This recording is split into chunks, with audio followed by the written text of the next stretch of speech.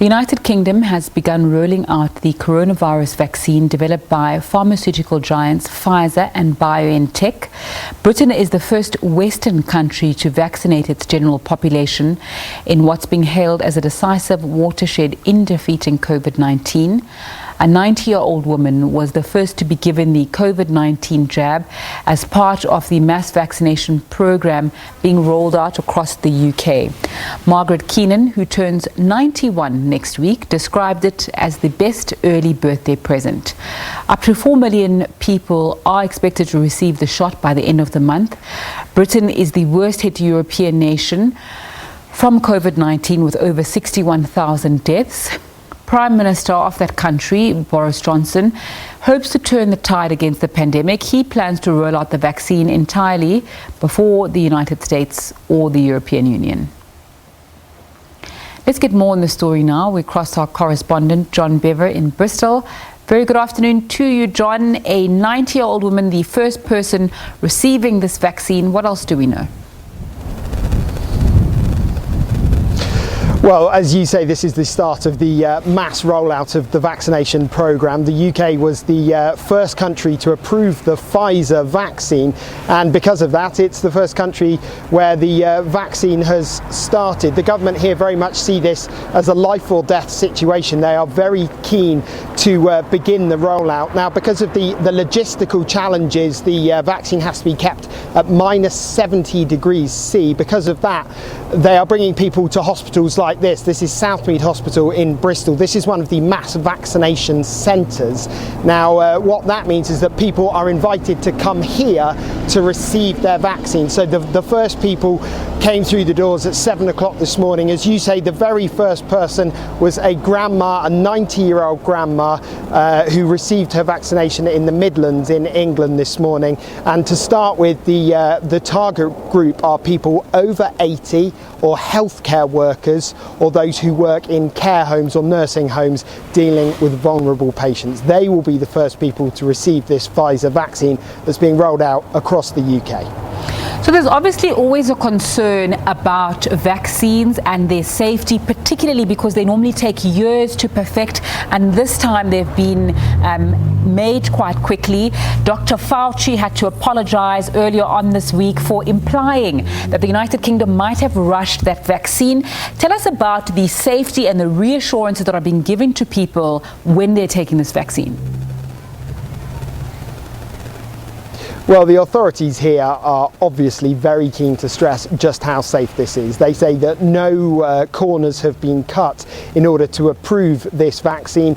They say that the anti-vax movement is a great threat to public health here, because the vast majority of what you read, especially online, is not based in any truth at all. You have people reading tiny bits of information, third, fourth, fifth hand, and spreading it around, and before you know it, everyone is taking that as the gospel truth rather than actually listening to scientists who have nothing to gain from this. They're not government scientists, they are independent scientists. But the government here are saying that they want as many people as possible to be vaccinated. That really is the only way it works, if you get enough of your population signing up for the vaccine.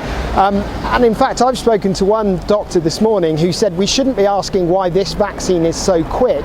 We should be asking why all other normal vaccines are so slow. He said that this vaccine shows us what you can do when you have the entire scientific and medical community coming together, working hard, and we have multiple vaccines in the final phases of testing. An incredible achievement. But yeah, one doctor I spoke to here said, actually, that should be the question, is why aren't all vaccines as quick as this when they need to be? It's the fact that the entire global focus has been on coronavirus, has been on this vaccine. That's what's helped it happen so quickly, and the UK government is very much has started a mass campaign. They are all the government ministers are blitzing all the morning TV shows and the lunchtime TV shows, and they are everywhere in the UK trying to get people to take this vaccine. One issue is, though, that to start with, there's only enough of the Pfizer vaccine at places like this hospital behind me for 20 million people to start with. There are 40 million doses, 2 per person, spread out over the best part of a month. That's 20 million people. So there are lots of people in the UK who actually want it, who aren't able to get it yet.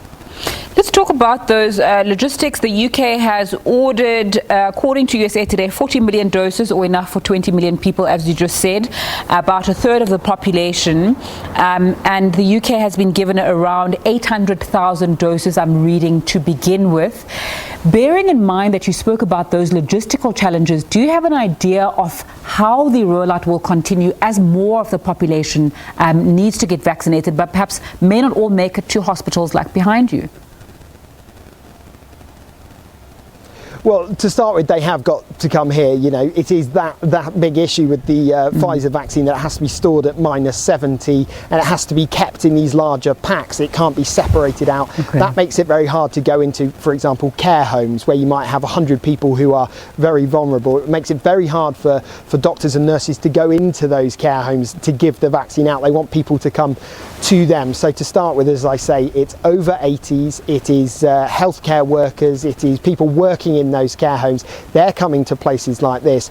The UK very much is pinning its hope on the next vaccine that comes along, that's being developed by AstraZeneca at the University of Oxford here in the UK, and they're hoping that that vaccine that can be stored at a much lower temperature, they're hoping that vaccine is the one that gets dished out more widely across the UK. It might be that as many as 50 million people are able to receive that vaccine that's in the final stages of clinical trials, and it's that vaccine that is the one that will be used more widely. This first vaccine for 20 million people in the UK, and they are all being urged, but only when invited, I should point out, to come to hospitals like this. What the authorities and the hospital authorities are very keen to avoid is seeing queues of people outside hospitals thinking they can get a vaccine. That is not how it works.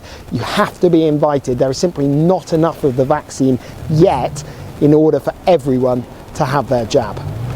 John Bevir, our correspondent in Bristol, giving us an update of the rollout of that Pfizer BioNTech vaccine.